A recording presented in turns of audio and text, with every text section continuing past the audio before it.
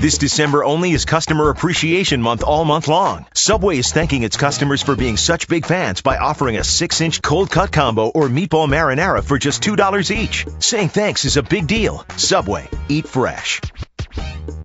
The B.S. Report is a free-flowing conversation that occasionally touches on mature subjects. First of all, This is the B.S. Report with Bill Simmons. it might be cool, I don't know. And if it's not, I don't care. The B.S. Report with Bill Simmons. Bill Simmons works for ESPN. He's also named the sports guy, and he writes a comical sports column. He must be a popular dude. The B.S. Report. It's got a real dirty sound, like a rusty steak knife cutting through a well-aged steak. Now.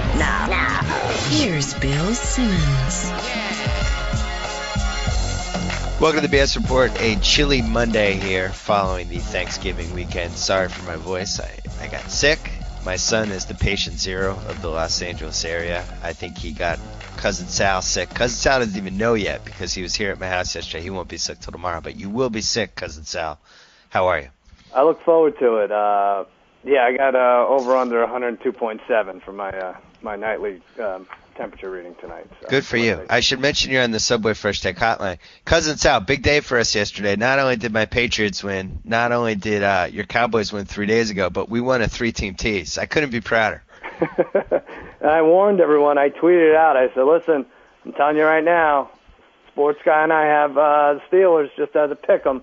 So we're either going to lose or it's going to be close. Jump all over the Chiefs, and we pulled it out. We took the Jets, Falcons, and Steelers. 3-team 10-point tees. And, of course, the Jets made us totally sweat it out because it totally made sense that the Bills could go in there and suddenly look good on offense with 19 starters missing. And then it comes down to Tyler Palko, who, out of all the bad quarterbacks we saw yesterday, was probably the number one worst, somehow keeping the Chiefs in that game. I was stunned watching it. Do you think less of the Steelers after that game? I think, you know what, maybe you just, like in baseball, teams just fall apart for some games and they don't get up for some games. It must be tough to get up for the Kansas City Chiefs, especially when you have like Cincinnati at home on the schedule following week for the Steelers. But yes, I do. I think a little less of them. I think they should go back to running the ball, and they should be able to move the ball. They should score 20 on the Chiefs, right? Right. I don't get where any of this is coming from. So we did see some trap games yesterday, which was pretty interesting. And really interesting was that Green Bay did not have a trap game. They just beat the crap out of Detroit. But they just take care of business. There were a lot of screwy covers yesterday. I thought, Atlanta got lucky. We loved it that Minnesota was going on fourth down when they needed 10 points and went on fourth down for 3. And the Panthers was lucky interception in the end zone over Indy, and Tennessee over that. Tampa. That didn't seem like that should have covered, but yeah. Tennessee should not have covered. Since he had the trap game with the Browns that they ended up winning by 3, that they could have ended up with the push. Mm-hmm. The Jets were up 7 with the ball, and then somehow almost blew that game. That was pretty interesting. Raiders-Bears. Raiders won by 5. That actually could have been a non-cover too. And then the Redskins started at 5. I think it opened at 5 this week. So if you could have gotten lucky and had it there, yeah. And then Broncos, Chargers. The Chargers just I don't know what happened to that team offensively, but I mean, think about this. 3 months ago, we thought it was a good idea to bet Phil Rivers to win the MVP. Oh yeah.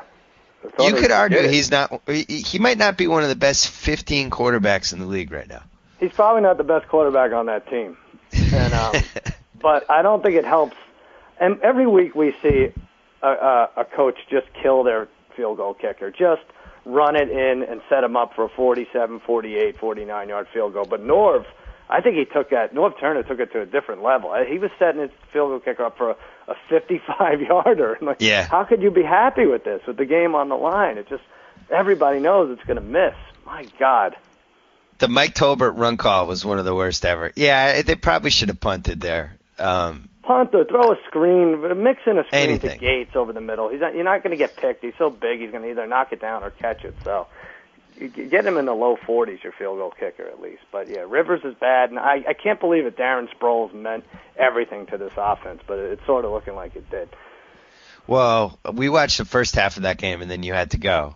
Yeah. You were laughing at Jacoby and I for our love of Tebow, and it's got to the point with Tebow where as long as he's within 2 touchdowns, I just think they're going to win coming down the stretch. So you missed how we were reacting. It does seem like there is something about this whole thing where it does feel like something's just going to go wrong for the other team. Like when they lined up for that 53-yard field goal, I was like, we were like, no way, Tebow's going to make this one miss. Like we do feel like he's starting to have mystical powers. Yeah. You're not buying it? No, well, I am buying it, and that's why I left early. I told you I had to watch the kids or some crap, but I'm like, this is too close, and I'm not going to be around for this nonsense celebration by these goofballs. But forget about the deal that Tebow made with God, but what about the deal that he made with his defense? Like, all right, I'll give you 10 or 13 points every week, for the first 58 minutes of the game. Is that cool? Will we still be in it? And I think if you made that deal with 28 of the other 31 NFL teams, it wouldn't be good enough, or 30 of them. I don't know. I don't know how this keeps working out for him, but you guys love it. You love nothing more than watching him. I love it. It's one of the stupidest things I've ever watched week to week in sports, and I can't get enough of it. I think it's great. I'm going to throw this at you, though. Yeah. So, one thing with Tebow is he doesn't turn the ball over. They never, ever turn the ball over with him. Like yesterday, they played almost 5 quarters, no turnovers by him. He doesn't pass. How is he going to turn it over? How is a nun going to get a venereal disease? He doesn't ever pass. What are you talking about? Those are semantics. He doesn't turn the ball over. Oh, God. This year he has 1 interception and 2 fumbles for the entire year. So you have Tim Tebow as your QB. You know that your offense is going to take care of the ball, and they're going to control the ball. They're going to have these long drives. They're going to wear teams down. Now, you're the other team, and you're saying to yourself, we're not going to get any help from those guys. We got to do it. You have this immense pressure on you now because you know it's not like a Mark Sanchez thing where you know you're going to get 3 picks from Sanchez or whatever he's going to do. So maybe there's some method to this madness. They control the ball. They don't make mistakes. They put everything in the hands of their really good defense, and they just kind of wait for the other team to screw up. Like, it does kind of make sense when you look at it that way.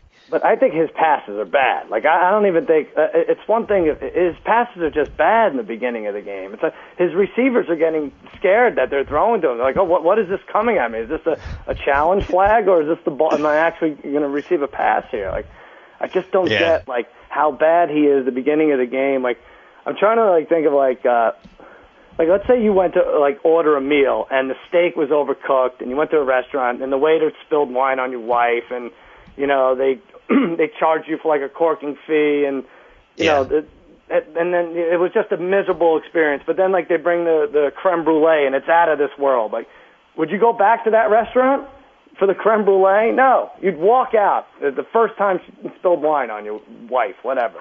That would be See, I would say Tebow is like a restaurant where the service is terrible for the first 45 minutes, but then when they bring out the entree, it's just awesome. And you're like, wow, I'll put up with all the other stuff, but I will never have venison like that again. That's Tim Tebow. The entree comes about, a third of the way into the meal, right? Halfway. I think Tebow shows up 58 minutes in. I don't know. Sal, you just have to accept the fact that it's all part of his master plan. He establishes a level of below average play he has the mission in mind in the fourth quarter. Now he's going to turn on the switch, and the other team goes, oh, my God, Tebow's heating up. Uh-oh. Oh, we're in trouble now. Hey, everything, the first 3 quarters set up the last quarter for Tebow. All right. I guess so. I mean, it certainly helps that you're in a division where the team that's going to win the division is going to do it basically on having a great kicker and a great punter. So I guess it all makes sense. Do you think they should have Kate Smith re-record God Bless America even though she's dead and call it Tebow Bless America? Why not? Yeah. I'm starting to think something's weird about it. I really am. And I think I'm starting to get sick, too. You were right, just at the beginning of this phone call. Do you think that if God did put a quarterback on the earth to try to change mankind, the situation that would unfold is a little like what we're watching now, right? Yeah, it is. It sort of is. Because here's the thing. I have to pick a side. I have to say, if he stinks so bad, then something is happening at the end. There's some divine intervention. So I am starting to believe in this God. But I wish got an email. Wish he could I got get an him email to from Spiral.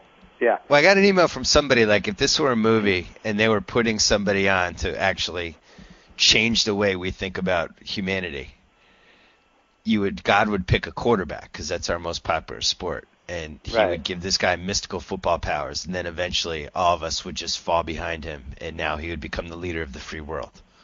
Yeah. There's a little trading places in there, too.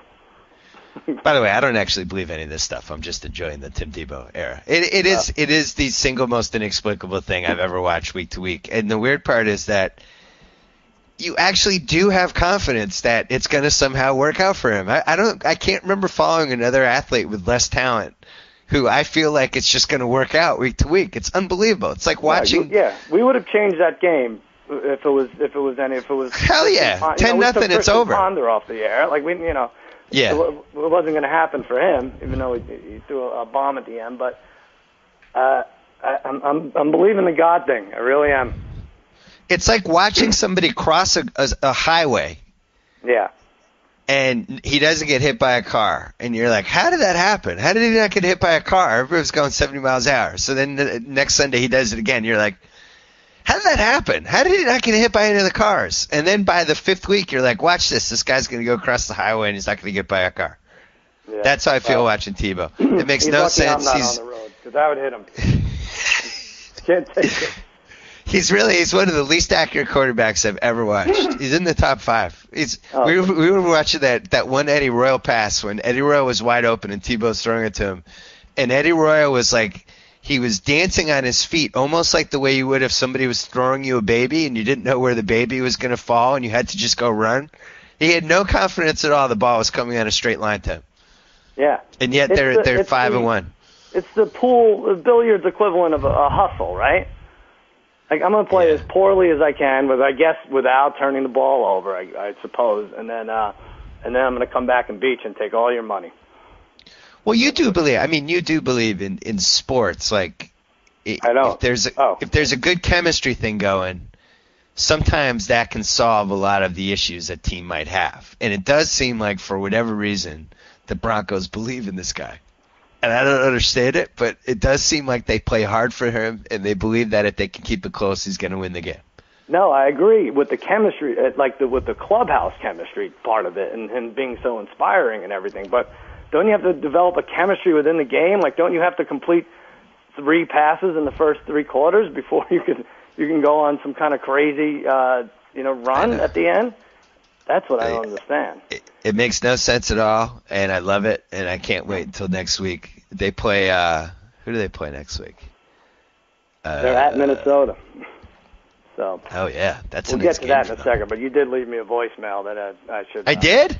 Yeah, you did it again. Well, you're crazy about this guy. There was a lot went on for you this week. Hold on one second. I'll play it for you. Cousin Sal, sports guy here. I woke up the other day to find out the NBA lockout was over.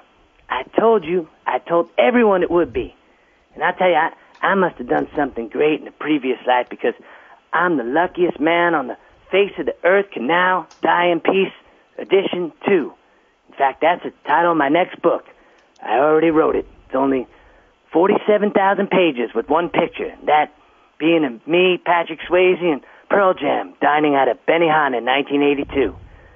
Anyhow, my boyfriend Tim Tootsie Roll Pop Toes Tebow did it again. Leads his team to another victory. This time he actually moved his arm in a forward direction, making the ball fly through the air until it eventually puttered out and bounced 17 yards before his intended receiver. Oh, it was a thing of beauty, unlike anything these eyes have ever seen since the great Pedro Martinez kicked an elderly bald man in a Yankee uniform, stomped him to death on the field. Loved it. I tell you, the whole thing makes me want to sing a Rupert Holmes classic called Him. I'm going to change it around a little bit. Tim, what you gonna do about Tim? She's gonna have to live without Tim.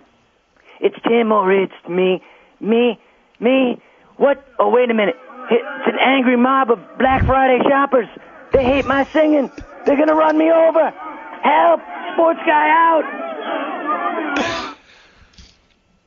I like how I get attacked every week at the end of these now. And you're at home too. You think you lock the doors and run over by trains or mob of shoppers. Well, people did get carried away with Black Friday this year. Yeah, they did. Well, it's been great, and I'm so happy to have a new man after Josh Freeman just crapped the bed this year. Unfortunately, Tebow came out of nowhere, dropped from the earth almost. You're fair weather, but it worked out. Yeah. So one more thing we should mention before we get to Week 13. Oh, is it about Tim Tebow? No.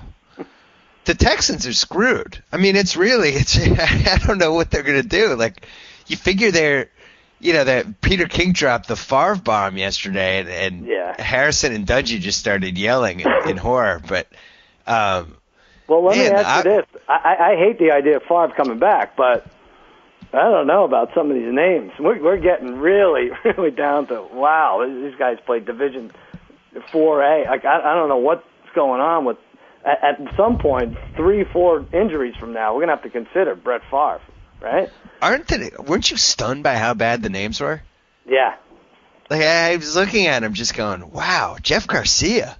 Yeah, I know. Are you kidding me? Like, that's an actual name they're tossing around in the Houston Texans GM's office right now? And then they're like, no, they weren't impressed with him. He wasn't even good enough. At least you know that name. Ugh. I don't like this one bit. It does ruin the game a little bit. What are you going to do? I didn't think Yates was that bad. No, I mean, he certainly wasn't good, but it wasn't like – I didn't feel watching him like I felt watching Palco, where it's just like, how is this guy a quarterback? Yeah. But, it is weird. Like, you would think, like, the trade deadline would be later. I know some people have written about this. The deadline's week 6, which doesn't make a ton of sense to me. But, like, in baseball, the trade deadline's July 31st, which is 2/3 of the way through the season. And then there's another month where you can kind of make those designated player or whatever deals. They can kind of cheat the system. In basketball, during a normal 82-game regular season, the trade deadline is the end of February, which is about it's a little more than 2/3 of the way through the season. I think hockey's the same. If it was 2/3 of the way through the season, then the trade deadline would basically be 2 weeks ago, right? Tomorrow. It would be tomorrow. No, through the regular season or through the full season? I'm saying through the regular season. Well, 2/3 of the regular season is game 11, right? Yeah, it would have been either last week or this week. And if it was last week, then they probably would have tried to trade for Kyle Orton, or Chicago would have. Yeah. And if it was this week, obviously they would be trading for somebody. But I think it stinks that your season can just end because you had 2 injuries like that. Yeah, I think the luckiest guy in the world is Matt Leinart right now. I'm glad you said that. I was going to say that too. He stunk in that game. He doesn't have to show how done he was. But yeah, we were watching that game laughing because at one point he was like 12 for 14 or 13 for 15 or something. But every play they ran for him was some sort of really safe 4-yard pass. Like, they didn't actually ask him to do anything. And if that was going to be your strategy with Leinart, I don't see why you also couldn't do that with T.J. Yates or whoever. Yeah, but I think Houston is one of 3 or 4. They have one of 3 or 4 defenses that will allow you to have just an awful quarterback. Denver being another one we just went over. Get you to the playoffs. Maybe not win a game in the playoffs, but they'll get there. They'll get their 10, 11 wins, right? There could be some historically bad quarterbacks in round 1 this year. Yeah. Because you might have, if Houston can hold on to that AFC South spot, you Pittsburgh going there in round 1. Then you might have the Bears grabbing one of those 2 wild cards too. You might have T.J. Yates and Caleb Haney, and you also might have Carson Palmer. Yeah. Well, look at it this week. You have you have at least 2 matchups of playoff teams last year. Philly at Seattle, and we'll start with that in a second because that's a Thursday night game. So you have Vince Young and Tavares in that game. Those both teams were playoff teams last year. And then Monday, San Diego at Jacksonville. That's no, I picked the wrong one though. Well, Rivers is playing poorly, but there was another one with no name quarterbacks. Where is it now? Was it 2 playoff teams? 2 playoff teams? Yeah, 2 playoff teams from last year. I blew it. I blew the whole thing, but all right. Well, whatever. We were still with you. We enjoyed it. Yeah, I got you. Let's do the Thursday game. Let's start it. Thursday night, Philly at Seattle.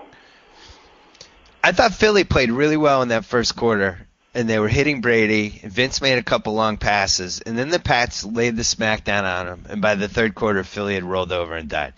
And I think that's it for them this season.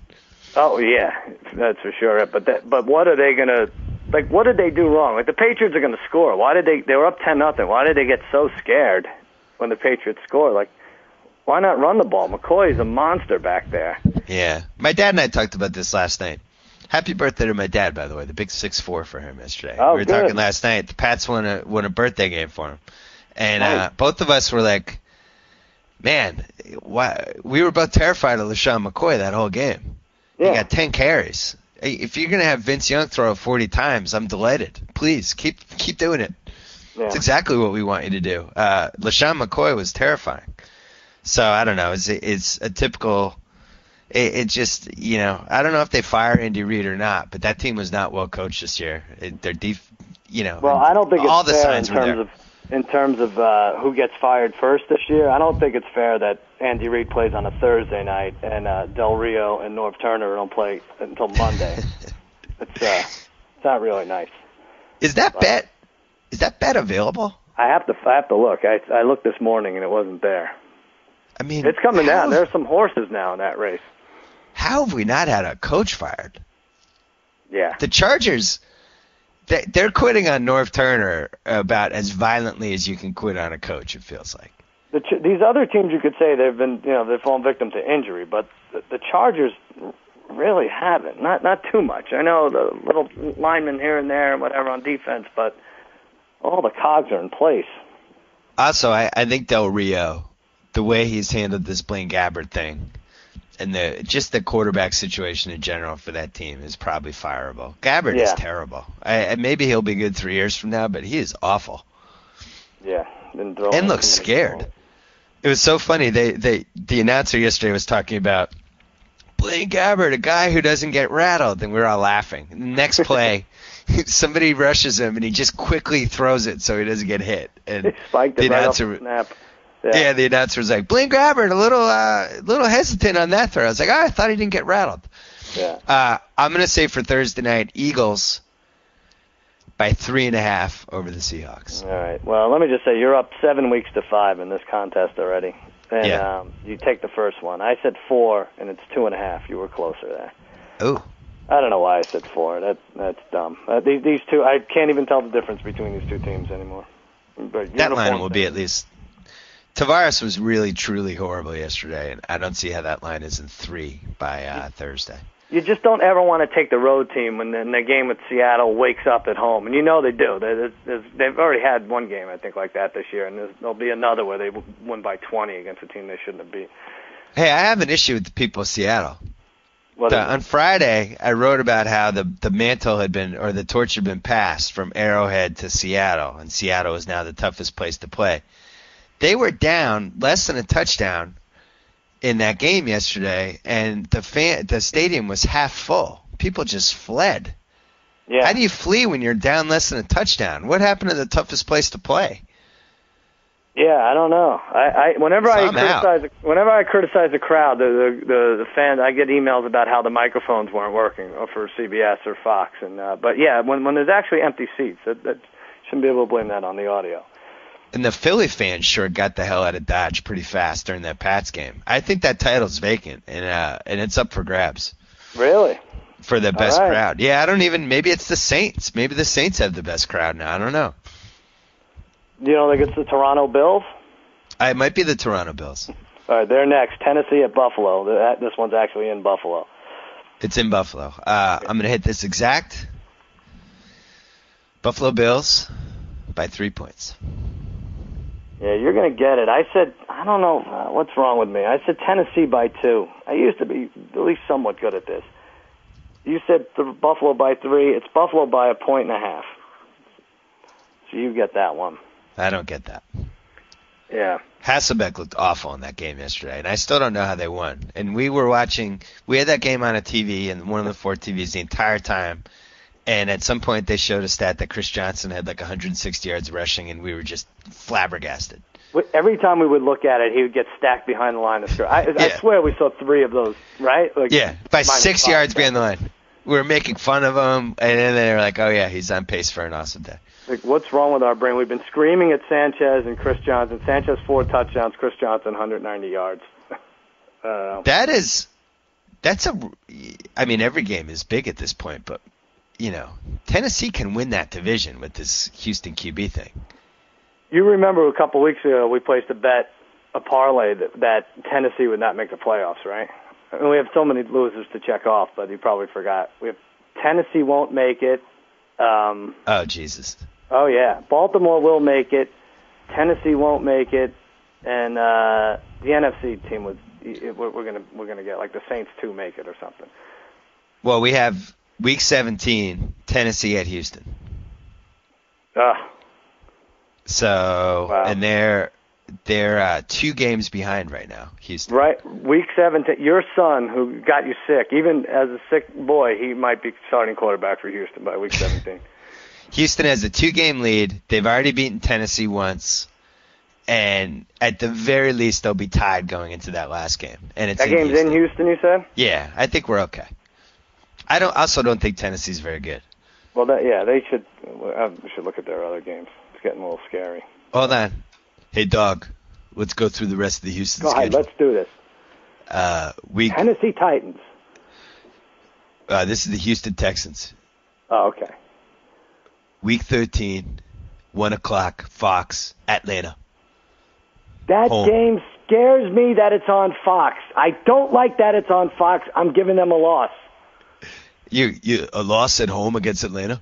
Yes, Atlanta goes in and wins. Wow, dog, wow. Next week, my mind, that's what I think. So go ahead, what's next? Next week at Cincinnati, 1 o'clock, CBS. At Cincinnati, I'm giving them another loss. Oh, Mike, we're going to lose our bet here. I don't like this. Dog, now you're saying they're 8-5. Now you're saying they're 8-5. Well, whatever the numbers shake out to be, Mike, that's how I feel. Go on, good job by you keeping track. Week 15, home, Carolina. Home against Carolina. I have to think whatever quarterback is in there is going to exploit that terrible, terrible, terrible Panthers defense. That is a win. That's win 9 for Texans. 4 days later, Thursday night, NFL Network at Indianapolis. At Indianapolis, that has got to be, Mike, that has got to be a win. You have to get that done if you're Tyler Yates or Garcia or whoever. If that's Jeff George in there, you got to get that win, Mike. So that's it. So if they win 2 games, then Tennessee basically has to sweep the next 4. What happened to your voice, Mike? Oh, okay. We're back. Yeah, I think we're okay. Yeah, we'll be okay. But they can't grab a wild card, can they? That's another thing to consider because now they're only... Nah, stop it. Stop with your wild card. Well, look, it's going to be the AFC North team, and then it's going to be either Jets or Cincinnati, right? Did we just say they went to Cincinnati? Tennessee at Cincinnati could be our big game. Hold on. Now I got to do the dog voice again for Tennessee. Week 13 at Buffalo. Go ahead. At Buffalo, oh, man, that's a win for Tennessee. Wow! That's a win. I mean, wow. Week 14, 1 o'clock, Fox, at New Orleans. At New Orleans, I see them getting caught up in that Mardi Gras crowd, vomiting in the streets, Mike, and that's a loss right there. Next week, at Indianapolis. Well, that's a win for everybody. Next week, Saturday game, Christmas Eve, dog. Christmas Eve game, home, Jacksonville.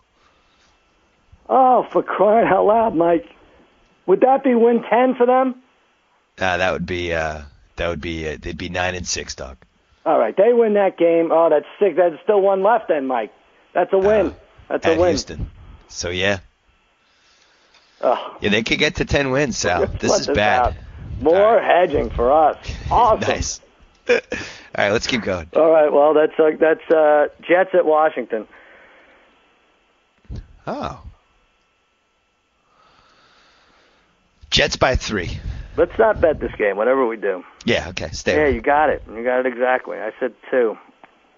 Rex has now looked good in 2 straight games, and the John Beck decision is starting to look like the dumbest decision of 2011, which is saying something. I know. And Shanahan, he's the luckiest one of all, right? Yeah. He really is. He's lucky there's a half dozen coaches more inept than he is because, yeah, you're right, that quarterback change was the worst decision. I would argue Dallas is the luckiest right now because somehow you're 7-4, and the Giants are playing in New Orleans this week, and I think the Giants have Green Bay the following week. Like, all of a sudden the division's on a platter. This division that everybody was saying was going to be the toughest division, and you're going to be able to win it with, not even having a good season for about 7 weeks. I mean, you shut your mouth right now about that, but let me just say this, and I know I'm never this confident. Cowboys beat the Cards this week. Giants lose tonight. Giants lose versus Green Bay in 2 weeks. The Cowboys play the Giants in Jerry's World to clinch the division, and I will be there, Billy. That's pretty good. Be there to see it, Week 13. The only problem is, well, we'll get to that Cardinals game, 15, but you know you have a bad history with that Cardinals team. I know. That is a team that, for whatever reason, always plays the Cowboys tough. And it shouldn't be either. We have 75% of the fans there. Something's weird about that Cowboys-Cardinals matchup. Anyway, let's keep going. All right, keep it going. Carolina at Tampa Bay. All right, I hit this one exactly, so I'm at least going to tie with you here. Wait, what was the Jets-Redskins line? Jets were given 3. You got it exactly. Okay. So Carolina at who? Tampa Bay. Your old flame, Josh Freeman. It's either 3.5 or 4, and I think the Panthers' defense is so bad that it's got to be Bucks by 4. Good. Glad you said 4, because it's 3.5. I'm on the board. It's 3-1 you. Okay. Cincy at Pittsburgh. Ooh. Both played poorly yesterday, but like I said earlier, maybe looking ahead to this game. Yeah, double trap game. Yeah. Cincy's still lingering. What are they, 7-4? What do you think of like that last pass was nice, Dalton setting up that field goal, but yeah, he didn't play well. He's sort of becoming the king of that, underthrowing the receiver and the guy coming back to it, and it's working. Yeah. I don't know if how that works against a team like the Steelers, but it's funny because I'll vacillate on that depending on who the QB is. Like when it's Sanchez, I'm always like that lucky bastard, but if Brady or Rodgers do it, you're like, oh, brilliant, great pass. Yeah, so you have Cincy right now. If the playoffs ended or if the playoffs started today, they would be a wild card. They're the 6, right? Yeah. Yeah, they'd be 5. Yeah, they'd be the last wild card. They have Tennessee, Denver, and the Jets, all 6 and 5 right behind them. Everybody else is basically out of the loop. I'm going to say Steelers by 7.5 over Cincinnati. We're going to split this. I said 6.5. It's 7 right now. I think that ends up at 7.5. That's a stay away too. That's the old me would have just taken the Steelers on a 2-team teaser, but you know what? The new you is gonna do it too. What? Yeah, we're gonna do that. We're gonna tease the Steelers. I think they were playing possum this week. Oh boy! All right, Oakland at Miami. I had a lot of trouble with this Dolphins line. It's either 3 or 2.5, and I'm gonna say Dolphins by 2.5. Oh, that's what I did too, and it's 3. Both at 2.5.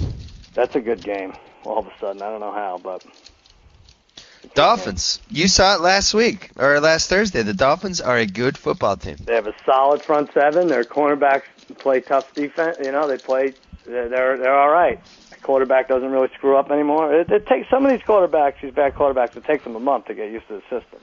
Yep. But not Tyler Palko though. At Chicago. Oh God. Yeah, but this is your Haney. This was the matchup you're talking about. The two playoff teams. This is it. Palko and Haney. This is the one, right? This is the other one, exactly. I didn't think Haney was terrible. I actually thought the Raiders played well, and I can't believe I'm saying this, but Carson Palmer had a really good game.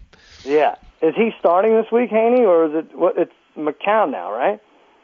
Or no, that's you're thinking Jags. Caleb Haney's starting for the Bears. Oh, you're saying Kyle Orton? No, Kyle Orton's on the Chiefs.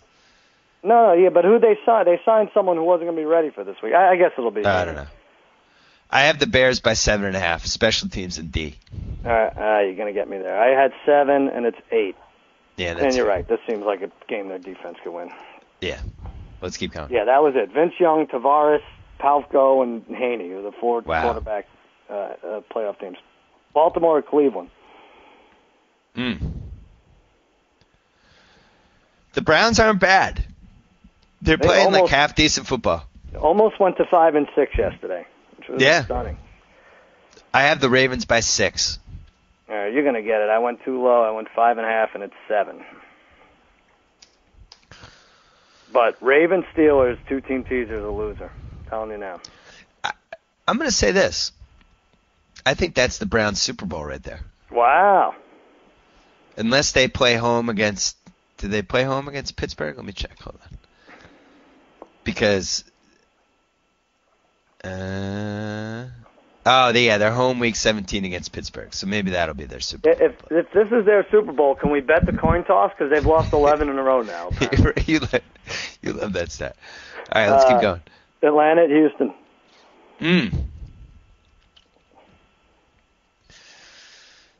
I don't see how the Texans can be even favored by 3 here. I have Texans by 2.5.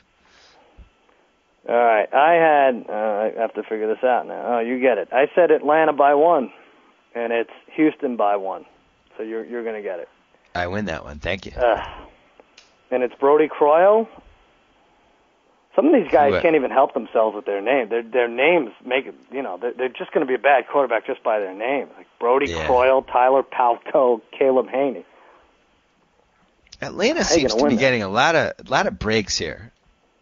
Yeah. Like they could have played Houston 6 weeks ago and they would have been 6-point underdogs. I know. And now they get Houston this week. They get Carolina. They have they're home for Jacksonville on a Thursday night, which is great for them because you want to play a team with a bad quarterback at Thursday night. Then they have at New Orleans the day after Christmas, Monday night, and then home for Tampa. Like they really At could New go. Orleans is for the division, but they'll probably be like a 5 seed. All of a sudden they could go 11-5 here. Yeah. And I don't even think Atlanta Falcon fans are happy with the season they've had. No, they never look good. No, they never look good. Indy at New England. Here we go. Oh my God! Never Oh yeah, looking good. I had a lot of fun trying to figure this one out. And what is this? The 5th year we've been guessing. This might be the highest line we've ever had. I have the Pats by 22.5. You get it by a half a point. I can't believe I undershot it. I said 19. It's 21 now. Wow. 21 points. That's the record, right? Well, yeah, that's the record. I remember there was a Sunday night game when I was probably 20 years old, about 20 years ago. San Francisco was giving Cincy 19 on a Sunday night. Do you remember that? Well, since we've been doing this, we had a New Orleans game that got, I thought, into like the 19-20 range. Yeah. 21. Now, oh let me my ask God. you this. Does Belichick show mercy? Does he look at this as the same Colts team that, Hell no. He doesn't, huh? He I scored think that- 77 points. Does he score 11 touchdowns? I think the bundle of FUTDs gets brought out for this one. Wow. Yeah. It's going to be sad when Julian Edelman sets the single-game sack record this Sunday, right? I gotta be honest. I think that line's too low. I think it should be. I'm laying 21 with the Pats. If you made it 21.5, then I'd hesitate. I think that gets to 21.5. Worst case scenario, they scored 35, right? 33, 35. The Colts are awful. They're a horrendous football team. I don't know who's taking them with 21, but with that, I'll tell you what, minus 11 looks really good on a three-teamer. That's it for the early games. Denver at Minnesota. Here we go. Denver at Minnesota. Doesn't turn the ball over. God. I have the Broncos by 3. I got to do it. Oh, wow. Oh, you're gonna love this one then. I had Minnesota by 2.5, and it's 1.5. Minnesota's the favorite. 2-9, Minnesota favored over 6-5. That is really stupid, and you know what? Vegas will regret crossing Tebow like that. That's all I have to say, Sal. Oh boy, here we go. I think that I'm going to make another prediction. I think that line moves to Broncos by 2 or Broncos by 2.5 by Sunday. I think that line moves 4 points. Really? Yeah. I'm into this game now. I like that Christian Ponder. I like watching him. He's like but we've established the Broncos have a really good defense, and I just don't think the Vikings, if there's no Peterson, which I don't think there will be, I don't think they're going to be able to score. All right. They're not getting another Percy Harvin game like the one they just got. Going from the mountain time zone to the central time zone for a late game never, ever works out for any team. And that in mind, Dallas at Arizona. Oh, man. Here You we hate go. this game. You hate it.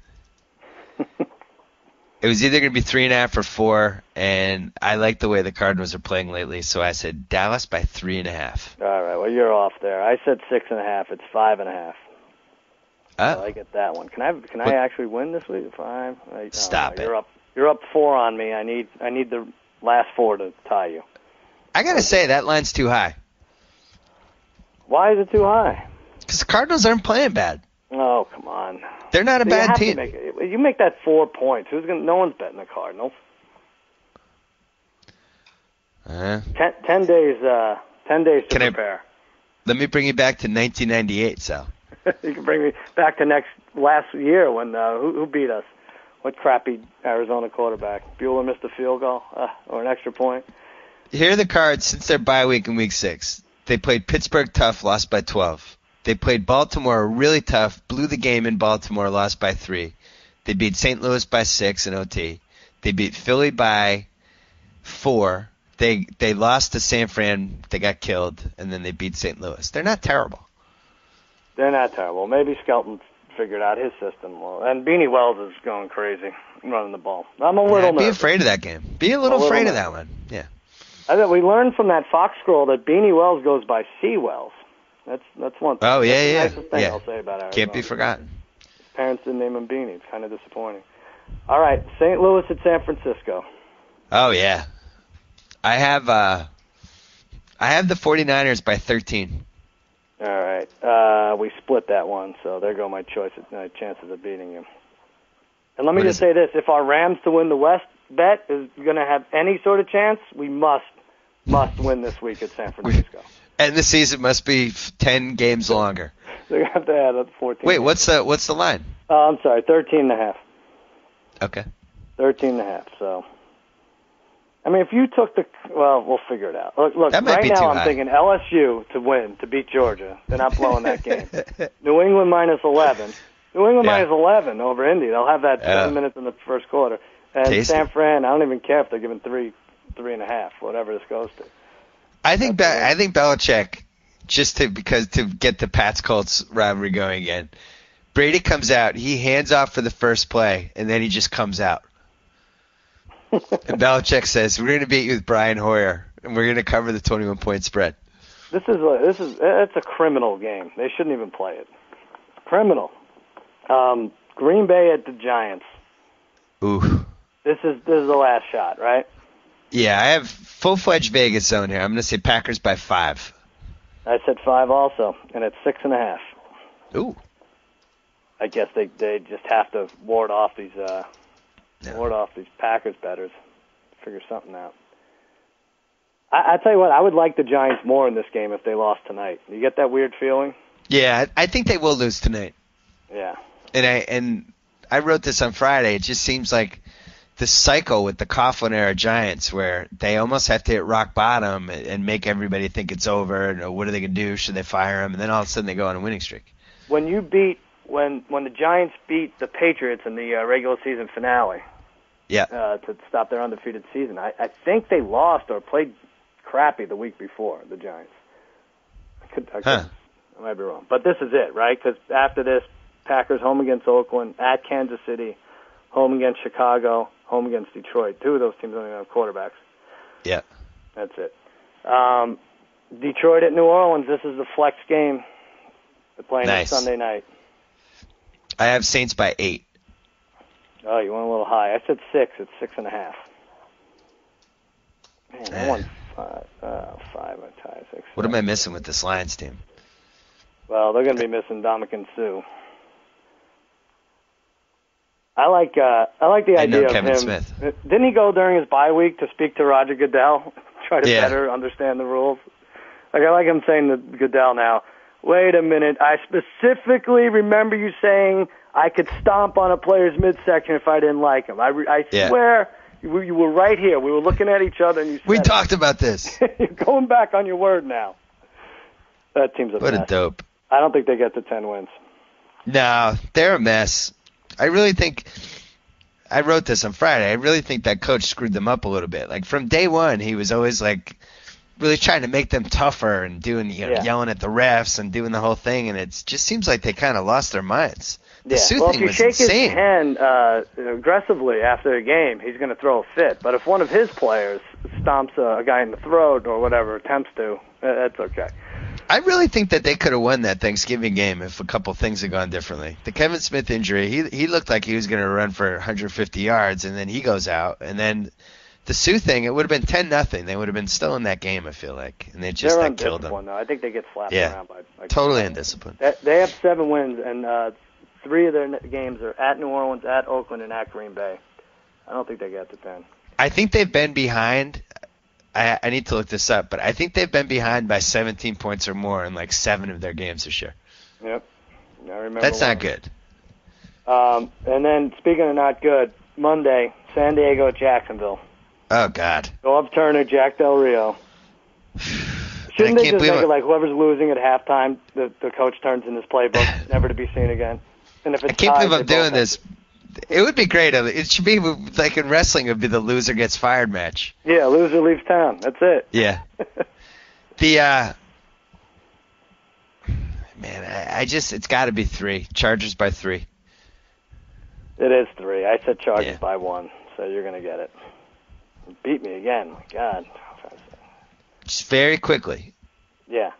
12-7 you won. Yeah. I was feeling good. I'm in a decent groove right now. I actually, in my picks, I really could have gone like 13-3 this week. I had a couple of bad luck picks, but San Diego, 4-7, 3 games back, seemingly out of this whole race. Yeah. Right? You could get rid of seemingly. Yeah. Jacksonville this week, that's a win. Buffalo at home. It is? I'm just saying. All if they right. win that, Buffalo at home next week, winnable. Yeah. Baltimore at home, little trouble there. At Detroit, little trouble there, obviously. But then they have Oakland in the last week. Oh, that's right. Yeah. So let's say they get 3 back. If they went 3-1. The announcers were saying a tie was a loss for them yesterday. I was thinking, I bet a tie isn't as bad as everyone's making out to be. Well, they could run the slate. They could easily run the slate. I'm not saying they will. I think they're done, and I think they've quit on the coach. But just for the record. They could easily run the slate. I think they're done. What are you saying here? What do you mean? The Raiders have at Miami, at Green Bay next 2 weeks. I think they lose both, and I think they're 7-6 after those 2 weeks. Yeah. And then home for Detroit, at KC. Let's say they split those. They're 8-7 going into that San Diego game. So if San Diego's either 7-8 or 8-7 going into that last game. Wow. And I don't know how the tiebreaker stuff works, but it actually might be worth something. And I hate to even, because when we hung up, I was going to try to convince you, let's bet the Raiders to win the division so we can back out of this terrible Chargers bet, but yeah, it doesn't look like you're. Now, does this open things up? I don't even want to look at it, but for the Broncos? Denver goes at Minnesota, home for Chicago, home for New England, at Buffalo, home for KC last week. So figure they'll either New England's the only one they're going to get clobbered in, right? I can't imagine that Chicago. Well, I guess their defense. Yeah, they could potentially go 4-1 there. So they're 6-5. Even if they went 3-2, they're in pretty good shape. Those next 2 Oakland games. 9-7 logjam at the top there, and I don't know. Totally. Yeah. Totally. So if the Chargers won that Jags game, at least they would be kind of lingering a tiny bit. But I still think it's a Denver-Oakland battle. I'm done watching football. I can't believe that. Cousin Sal, plug something. Jimmy Kimmel Live. Regis Philbin on tonight. He's going to be announcing his quarterback for the Texans, Week 16. And Tuesday, Shaq. Later in the week, Terry Bradshaw. And my Grantland blog is this Thursday. Special prop tonight, Darren Sproles, rushing and receiving over 75.5 yards. That's a steal. Take it. Ooh, especially after he had a bad week last week. Take it. It's going to be a lot of points, a lot of yardage. The Cousin, as always, a pleasure. Good job by you, Billy. Good job. So I get to sign off. Whoa. Thank you for downloading the BS Report with Bill Simmons. Too much fun. Check out more podcasts at the iTunes Music Store or at Pod Center at ESPNradio.com. Peace out.